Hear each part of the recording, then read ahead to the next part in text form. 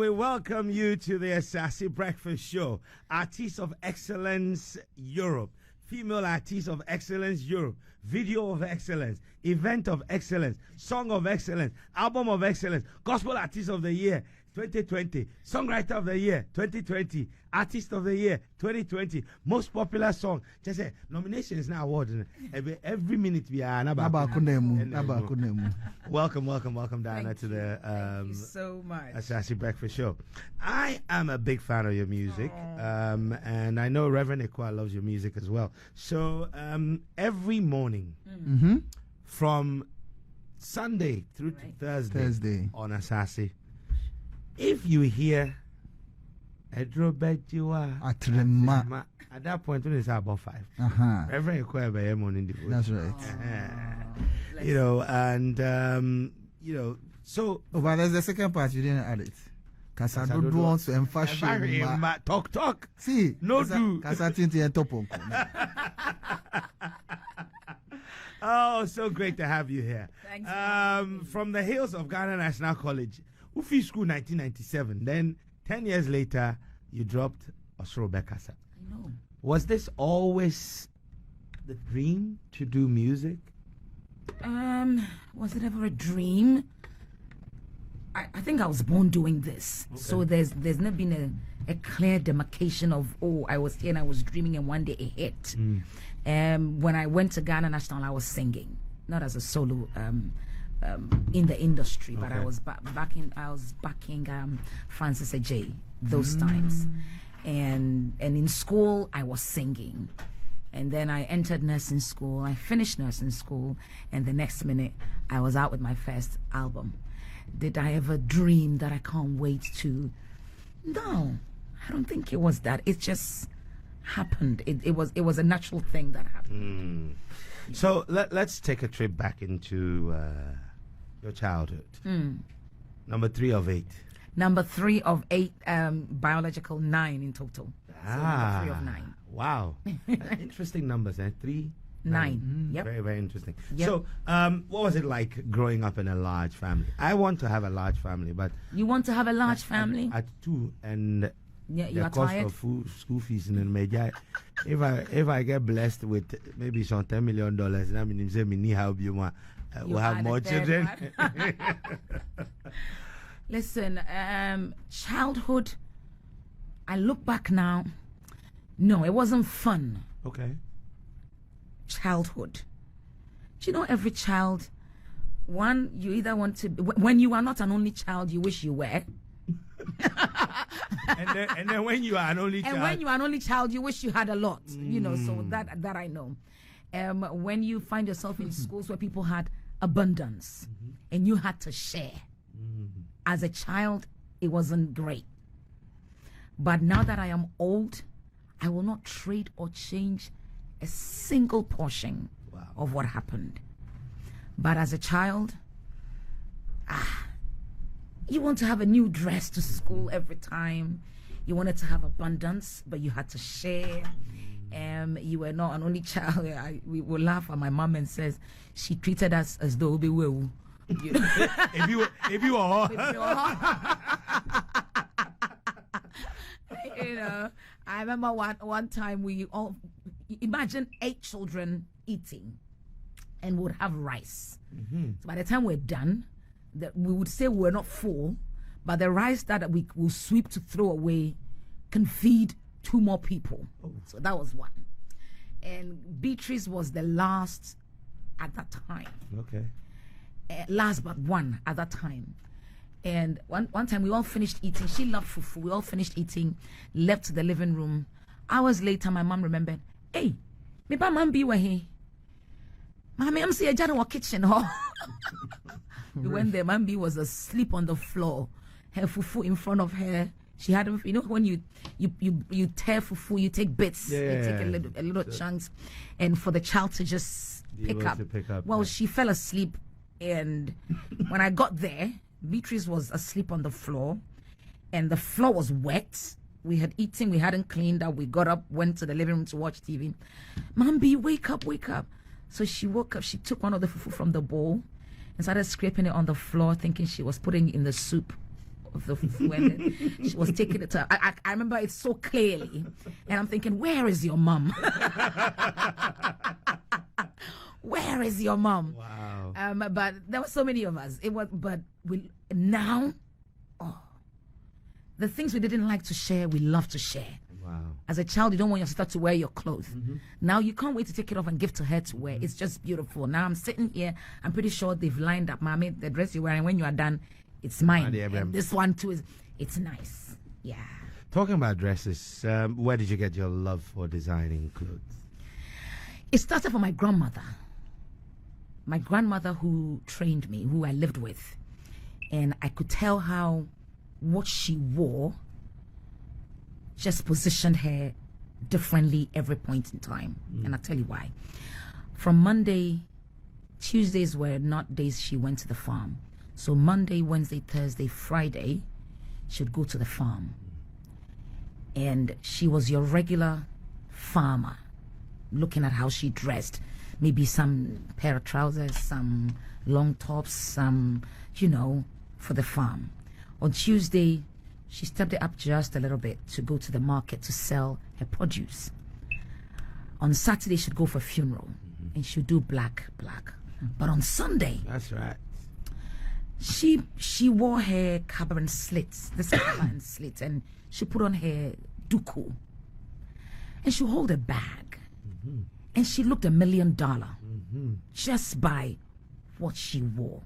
And the change, as a child, I just knew that what you wore, and people say dress as you would wish to be addressed. And I just knew that there was something about how she changed when she dressed.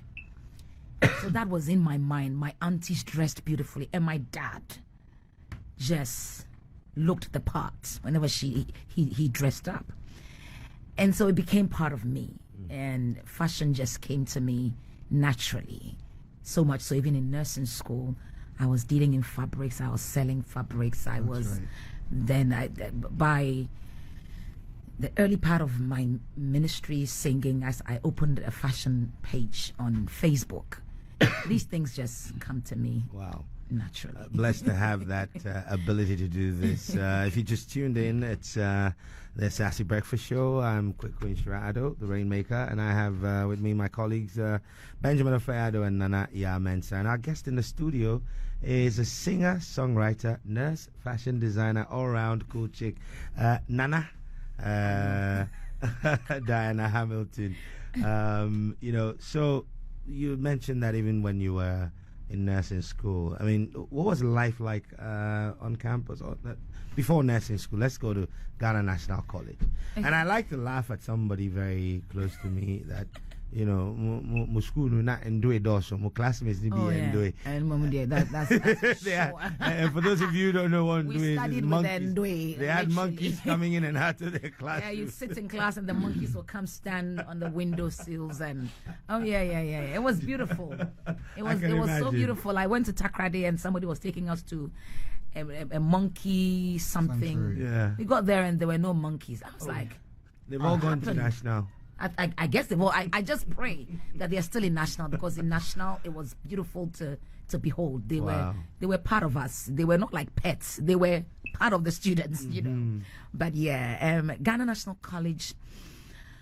What was it like for me? I think most people in Ghana National College thought I was a ghost, and I'll tell you why. I had no family. My parents were in Sierra Leone then, and so I never got visitors over the weekends. And this has become so much part of me that when I go to when I do school outreaches, and I get there and a child comes to me and says, "Auntie, my mother is this, my mother is your friend," I dash this person money.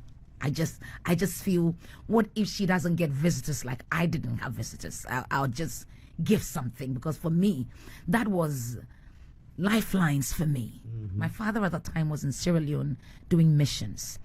And so whenever I went to school, I wouldn't starve, because he knew I wasn't going to be there. I'd go with my full chobox, and I had to make sure that it was enough for the whole term, because nobody was coming to visit. It's from no home show, no anything. Did I enjoy Ghana National College? I did. Musically, I had the chance to flourish outside my church and without Francis J. Because prior to Ghana National College, I was BVing for Francis J, so I'd be behind him, and it was nice. If you're BVing, you don't care what happens. You're just waiting for him to finish singing, and you respond. No responsibilities, nothing. And when you're ministering in your church, it was your church, and so you were free. But at Ghana National College, I had the chance to do solo outside my church and without Francis J. So I was able to flourish. I also missed out on what the average student would suffer from. I was never asked to go fetch water or go weed. My punishment was to sing. Oh. Yeah. Wow. So the seniors will stop me. Hey, Tonyo. Oh, I won't hesitate. If that would save me from going to fetch water or to weed. Now you were looking for it, the punishment. So yeah, that was a good time. I made great friends. Friends I have kept till now. Friends we've kept in touch. Not the one of you meet and you say hi, but true friends who've been there for me over the years. Fantastic. And we're here. Okay. Well, let me ask one more question, then I will yield the floor to my dear Nanaya and Benjamin. So, you started singing from childhood, backing vocalist, but which house were you in at Ghana National? Shalabat Plunge. Shalabat Plunge. Is that where all the fine chicks were? Oh yeah, we're very beautiful girls. We're not tall too. We're quite petite. Someone decided that all that. My manager would say that amongst my friends, I was the tallest. So you can imagine. Oh, okay. All right. You're all very brief. But yes, but you've gone on to have a great life. I mean, in terms of your career, I mean, you have been singing since you were like 13, backing Francis J. Yes, sir. And then in 2007, just tell us, first of all, the inspiration that went into deciding that I'm going to do a project and why you called it Osoro. I know. So whilst I was in nursing school, I met my current executive producer manager in nursing school.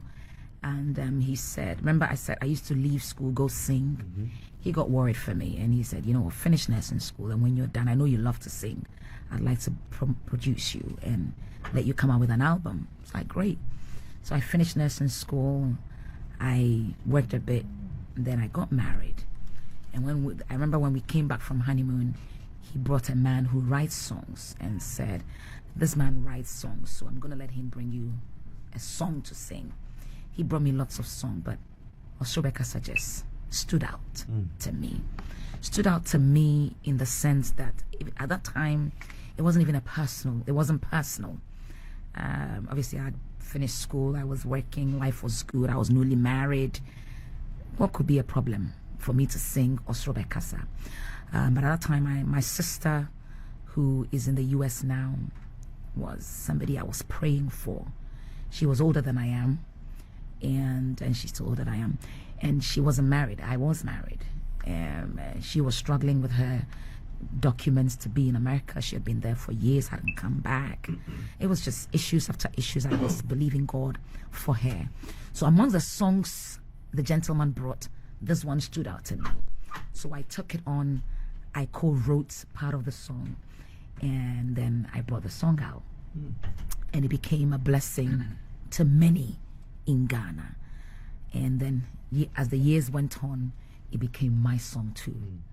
Wow. But yeah. And that gave us the Diana Hamilton we know now. I know. Well, we're going to find out about the song you did with your dad in a moment, but let's go to Benjamin and Nanaya on this.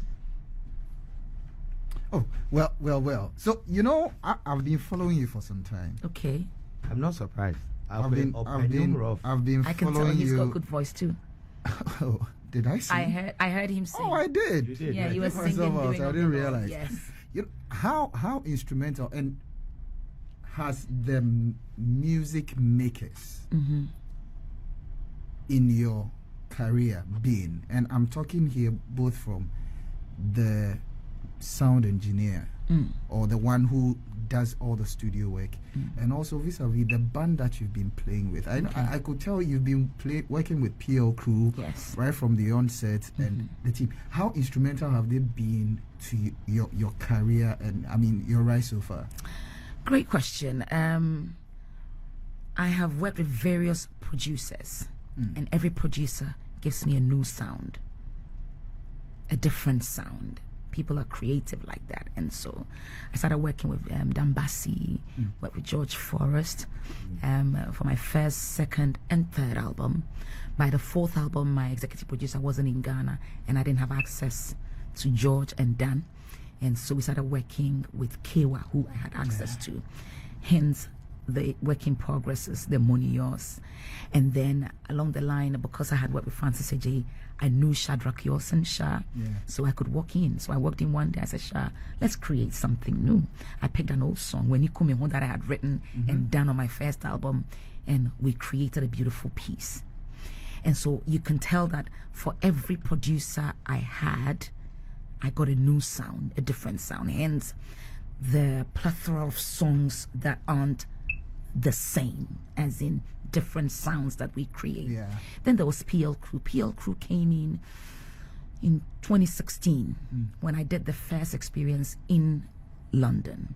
Now, in Ghana, prior to meeting PL Crew, I didn't have a standing band, and so people just they would rehearse the song you have done as it is, play it for you.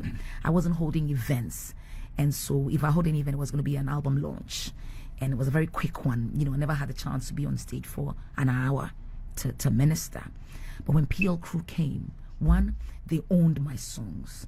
They gave it a different feel.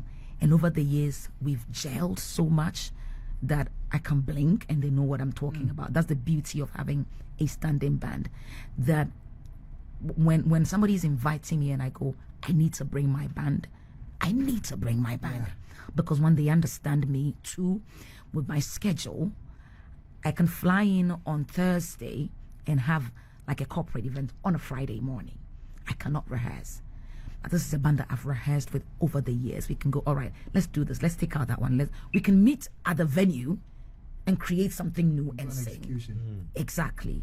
That's priceless. You can't have that when you don't have a team that understand you. So PL have been great. We've created new songs. The Name of Jesus was done just before an experience, and we created that. We're working on some great ones too, come the 18th and the 25th. So now, how has the production cycle been? Do you work with the band first before you go to record studio, or you do the studio before? Great question. You sing, don't you? This man. Okay, so it depends. When I've gone to a studio, for instance, The Doing of the Lord is my latest. I've done that in the studio before. So it's all done. It's out and about. Everybody's listening to being blessed by it. But when I'm coming to do experience, we then take it to them. We add the stems and we play it live. Now, live and studio are never the same. And so we play it live. And when we've done it live, if we want to then put out the live version of it, we then take the sound of the live back to the studio, mix, master, everything, pop it back onto the video, and then put it out. Okay. And so whatever we do, even if we've created a song like The Name of Jesus, we sang it at experience, but we still picked up the sound, took it to the studio. You can't do without the studio. So yeah. That's interesting. And you've been adding on to yourself. I'll come to the collaborations and how they have been, how you have managed them, how to get the people to get your vision for them to onboard it quickly. But what was the experience for you when that night at the VGMAs you were announced the Artist of the Year? The God that created forgetfulness. But I think when I was called that night, I had to have a pep talk with myself for like maybe a 30-second period. Then I keep it cool, take a deep breath. And so if I sat down for a bit. It took my manager to give me a nudge and say, Diana Yonko. It wasn't like I hadn't heard my name. I just knew that was a beautiful moment. Take a deep breath. They're here for you. And so take your time. Were you praying during that period? Was it a prayer? Maybe it was a thank you, God, or I can't even remember. But what I remember was take a deep breath and let it sink in, and then go and take the awards. And that's what I did. Took in a deep breath, allowed, and it allowed for security to come around and just to usher me on the stage and pick the awards. Yeah. And you took that award, and subsequently there have been a number of tours and visits. You've done media rounds. You've had to travel around the country, outside of the country. You've been signed on as, a brand ambassador to a number of brands. And what has that experience brought to your life? It's been amazing. I have to say that it's been amazing. If I pray for one thing, I ask for God to bring me help. And for me, this was another form of help that God brought my way. It kind of opened us up for people to take another look. I think something like my YouTube subscription just shot to the roof. So anybody that didn't know us knew of us. You know, I'd say Charterhouse of VGMA did not physically put money in my hands. They gave me a trophy, a plaque, whatever. But it's added on. You're talking of the brand ambassador. Saying that I was a brand ambassador for Enterprise before I got the Artist of the Year, I have to say. And so, but it kind of made them know that they made the right choice. And then I was a brand ambassador for a week too, before we picked up the awards. But it also made them aware that, they made the right choice, and they've stuck with me for all these years, and we're here. And so it's been amazing. I had the chance after I picked it up to do a lot of tours in Ghana, just talking about it, and I can't say it hasn't helped. It's really helped. So definitely it's brought help. It's brought help. But that kind of help comes with its own challenges.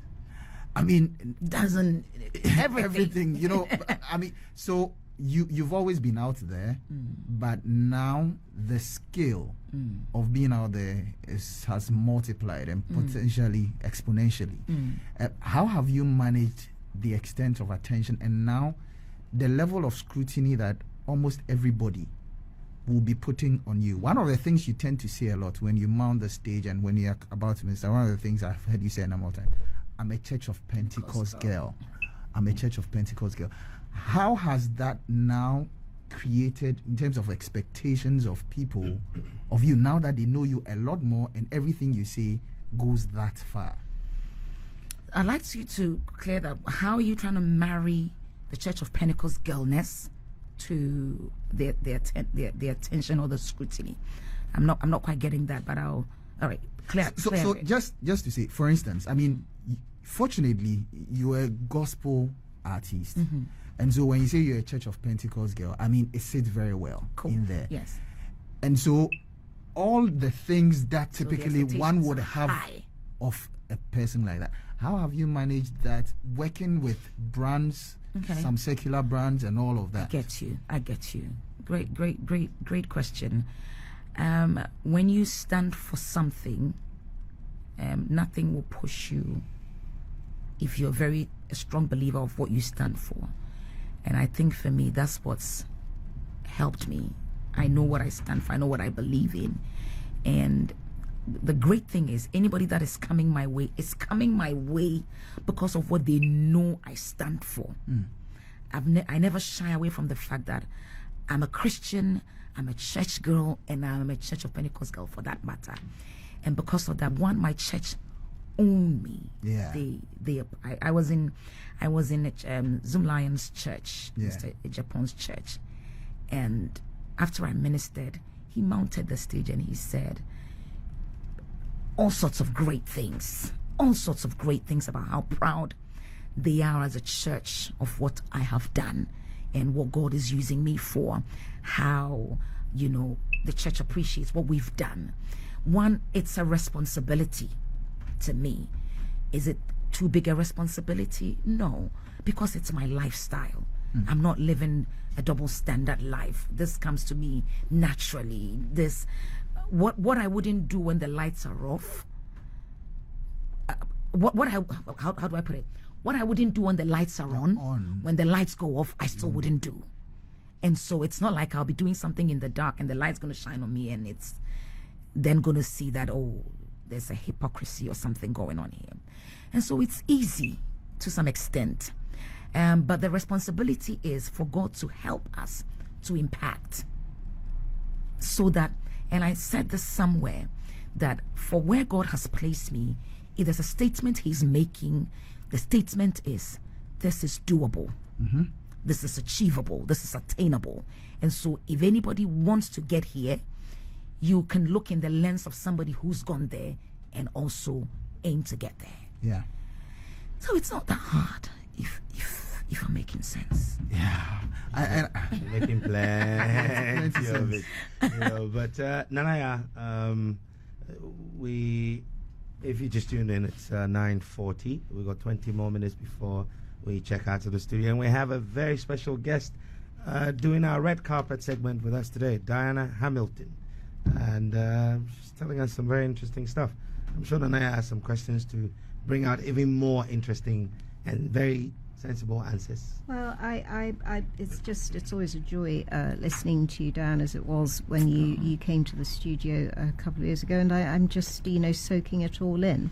But I'm very interested in what you said about the VGMAs and the way it helped your career. It consolidated, if you like, an image or a kind of sense of faith in what you do, the value of what you do that was already there, but just it reaffirmed it.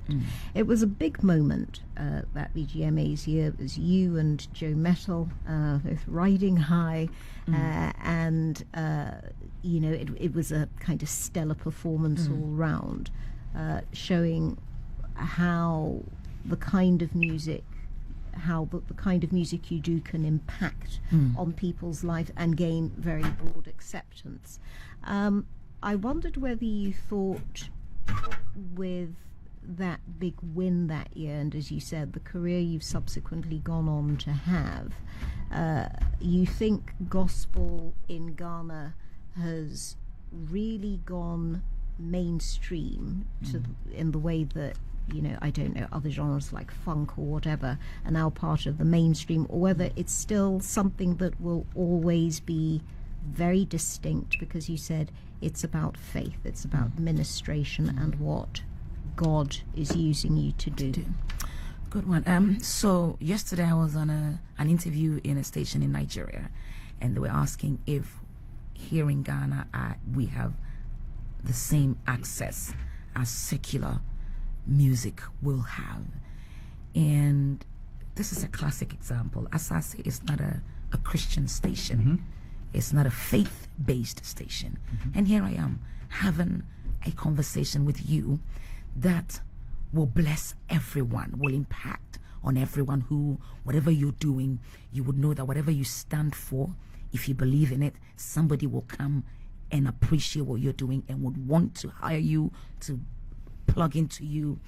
And this is a beautiful stage we're in as a nation, and to have equal access, to be able to sit and be able to enter every studio, every office, to be associated with brands that are not Christian, that are not, when I say Christian, faith, they don't, they're not negative, but then they are not identifying themselves as we are for just Christians. Saying that it's working because, listen, Jesus did not come for just the saved. In fact, he came for the unsaved. And so he said, go ye into the world. He did not create us for inside the church. And so for me, this is a platform, this is a way for us to let the world know, one, what we stand for, who we're talking about, and for us to have that freedom is beautiful. We are in an era where I can say that no, there's no discrimination as to who gets access to what. It's how much. It's like a tap of water.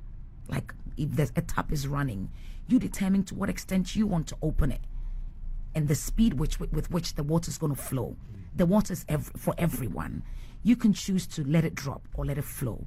And I'm just grateful that for the years I've been in this ministry, industry, what they call it. I've just seen doors open, doors of opportunities open. Yes, we have to know which ones we pick. What will glorify God, what will not tarnish the image we stand for. But it's open to all. It's an open tap. You choose when you pick it. Yeah. The flow that you describe there being one that has made gospel music almost like the backdrop to a lot of people's lives. I mean, around the time of the VGMAs, but last, the whole debate around PSCS, and whether, what a win for her would have represented. Okay. By her being the kind of people Ghanaians are actually listening to in every area of their lives, whether it's taxi drivers driving around in the middle of the day, whether it's people choosing a moment of special reflection on a Sunday where they want to worship God, glorify God or not. It has become the soundtrack to people's lives here in Ghana. The question about music increasingly being, with the success of African music on the world stage. You've seen the Grammys just this weekend gone by, and the first African Performance Award being given. Everybody debating about how various kinds of African music are going to break through internationally. Where do you think you're at in relation to an audience for the kind of music of belief that you do, that isn't purely about within Ghana? I just see growth. I'm not where I used to be. I'm not where God wants me to be, because Bible says that no eye has seen, no ear has heard, neither has it come into the thoughts of men what God has in store for us. So when we see it, it means there's more. Literally, that's what it is. The moment you see it, it means there's more, because he's got more in store. And I say this because I have released songs over the years, but my last baby, The Doing of the Lord, found its way onto a UK chart, YouTube top 30 for the first time, and it stayed up until 14. And this wasn't UK gospel, this wasn't UK African songs, everything YouTube. And it wasn't even just UK music. It was UK, when you go on YouTube, there's YouTube videos, there's YouTube music, and this is growth. Are we there yet? No. But are we where we used to be? No. So if where we are is anything to go by, then it's a sign that we're doing something good, and it's going to get bigger and better. Bigger and better. Definitely work in progress. It is. Yeah, absolutely. It is. I think. Do you have a follow-on question? I was just going to ask what role language plays in that, and whether increasingly you're going to be English only. Am I English only? I am mixing. I am, as the Lord gives me, as God grants me that utterance, I present it in a way that I believe he's asked me to, and to whom it will be a blessing to, he decides who it's a blessing to. I got a Nigerian to sing a tree song, and I, the Ghanaian, was singing the English. I sang the tree, but that's where we're at. And I say this, that the number of times I sang South African songs that I did not even understand, but music being a spirit ministered to me in ways that I can't even begin to explain. And so if God would choose a song to bless the nations, and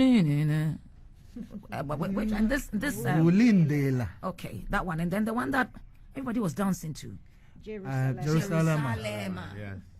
The only thing we knew was Jerusalem, which would be Jerusalem, but it was a world breakout, And so we're not limiting our God in any way, shape, or form. Yeah. So let's take a listen to this and tell me if you recognize it.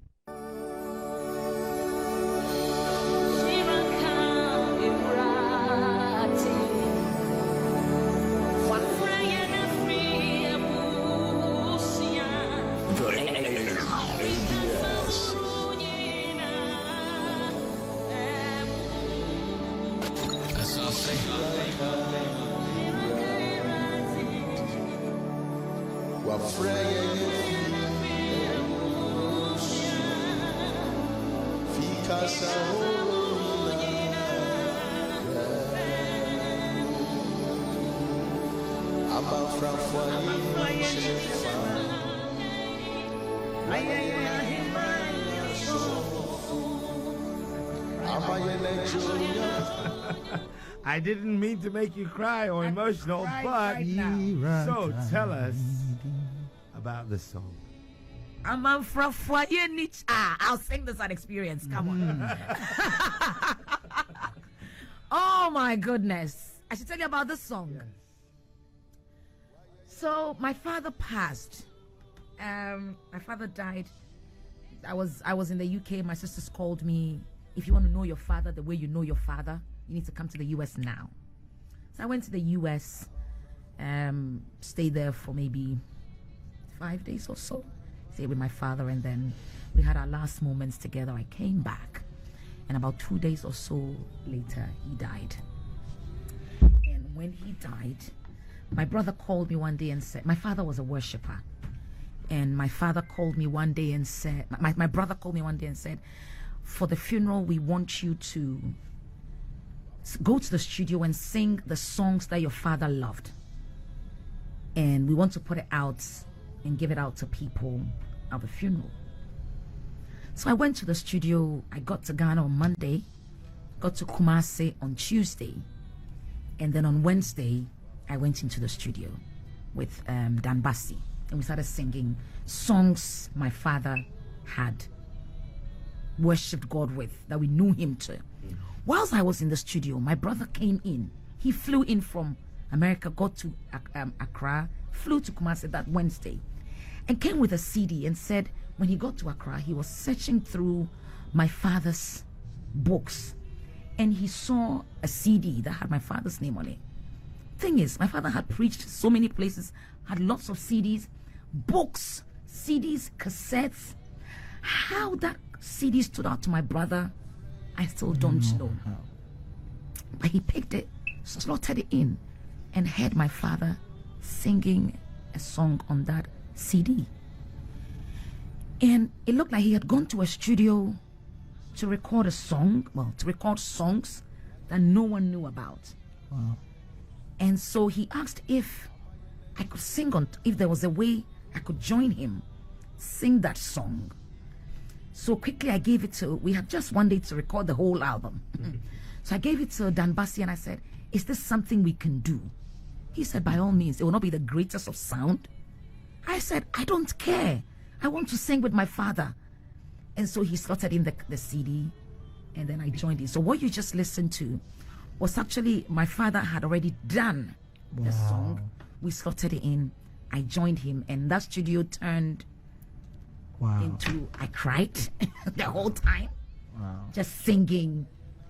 You know, and there were songs like Adechemia, Eyewa Domunkwa, Adesamia, Eyewa Domunkwa, Metia, and that baritone.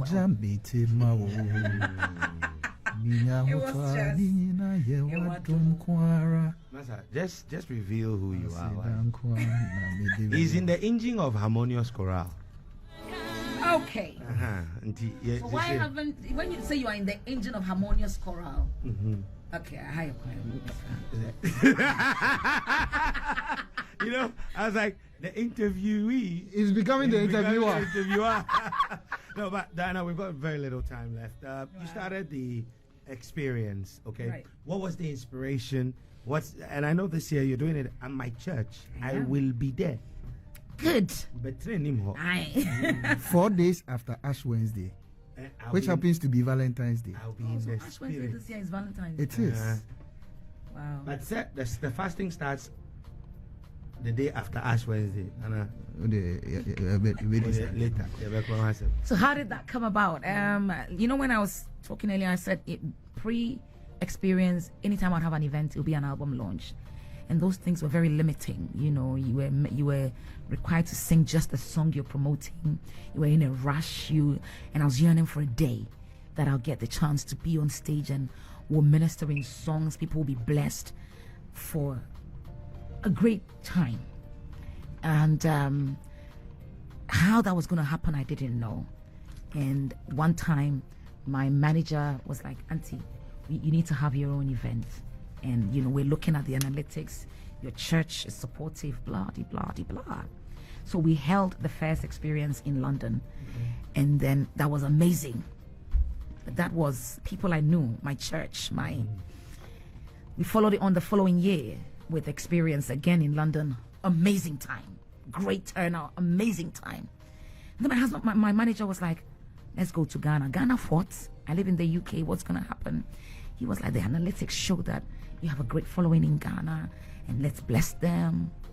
And we came to Ghana in 2016 and it's been great. And kaboom! And we haven't stopped. every event has been amazing, a better one than the previous year. And this year we are here, 10 years on. Yeah. And this the doing time, of the Lord. It is indeed the doing of the Lord. You're doing this with not some bantamweight too. Heavyweight. Super heavyweights. You've got Daughters of Glorious Jesus joining you. And the Nigerian sensation, Mercy Chinwo. Yes. I mean, how did you decide who should join you this year's experience? I know. So the theme for this year is the doing of the Lord. And because who could do this but God?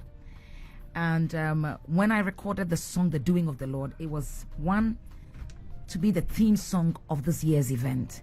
And after I had recorded it, one day it just hit me that I see Mercy Chinwo all over that song. Wow. So I picked up a phone and I called her and I said, "I have a song, it's all done, but I see you written all over it, so I want you to jump on it with me." She said, "Why not?" And she jumped on it. And we recorded. And I said, "Well, I'm singing it with you, shooting the video, but I'm also bringing you down for my 10th anniversary of the Awake Experience." Wow. She said, "Great." And here we are. Daughters of Glorious Jesus have been a great inspiration to me, a team that have stood the test of time. The Powerpuff Girls of Ghana's gospel music. And as a child, I watched them. I sat under their ministry. They've been a blessing to me. So what a way to bring them, what a time to bring them on board for us to do this. Listen, it's going to be a spirit-packed, blessed night. I don't think I can begin to explain how I feel about this year and what God is about to do. And this is on the 18th of February. That's a week on Sunday. Everybody will have to be there because you can't say you are watching the AFCON final. Because they came 1 week. Thank God. And it's happening at the ICGC Christ Temple East. And our friends from Enterprise sponsors. There are lots of people involved. We've got just a minute. Any special word, final word that you'd like to leave us with? I'd like to... Maybe you need to add how people can attend. Yes. How so people can attend by getting themselves a ticket. If you get yourself a ticket by dialing *725 *8080 hash, *725 *8080 hash, and you can get yourself a ticket. Or you can go to ticket outlet, Bachona Total, and you can go to Dansuman Shell, Hacho Shell, Tema Community 11 Shell, and Community 8 Shell. You can also go to Christ Temple East, the venue itself, and then Osu Shell, so you can get it. There's also a special ticket we call the premium ticket. That's not advertised. That you can call a number which is 054-690-7473. 054-690-7473. Now we call this a premium ticket because anybody that buys this ticket, we call them ministry supporters because they support the ministry, they support the Diana Hamilton Foundation, and we also get a chance to meet them after the event for a meet and greet and all that. And And I would like to say thank you very much, Diana Hamilton, transitioning from dozing to being a nightingale for the Lord. I know your theme was beautiful, a nightingale by nature, from dozing to diva. Wow. I was like, are they talking about me? Because the nightingale is the nurse side of me, dozing is the nurse side of me, and the diva, the diva part I don't know, but I knew what you meant. Oh, the diva we know. I mean, the only person in here not in a beret is you. But listen, a big thank you to you, to my sponsors, Awake Purified Drinking Water, Enterprise Life, Zoom Lion, DH by DH, my clothing brand, Property Electronics, and every media house that has supported me, especially Asaase, for always having me and for great conversations. And I look forward to just sitting here and talking. We should have just vibing, you know, you're not looking for a kill speech, you're just looking for any kind of Anyway, we're out of here. I'm tempted to ask one last question. Go ahead. Because in 3 years, the foundation is going to be 10. Wow, that's true. I haven't thought of that. Okay, so think about it and let us know the exclusive plan you have. We'll do. Because you drew my attention to it. Right. It's 10 o'clock. The Asaase Breakfast Show has come to an end. Up next is Caroline Sampson bringing you Asaase Cafe. Na Claude is back in Kumasi with Asaase Cafe. YAD in Tamale with Asaase Cafe. And Ejima will deliver in Cape Coast. We're out. Cranston takes over with the news on the hour.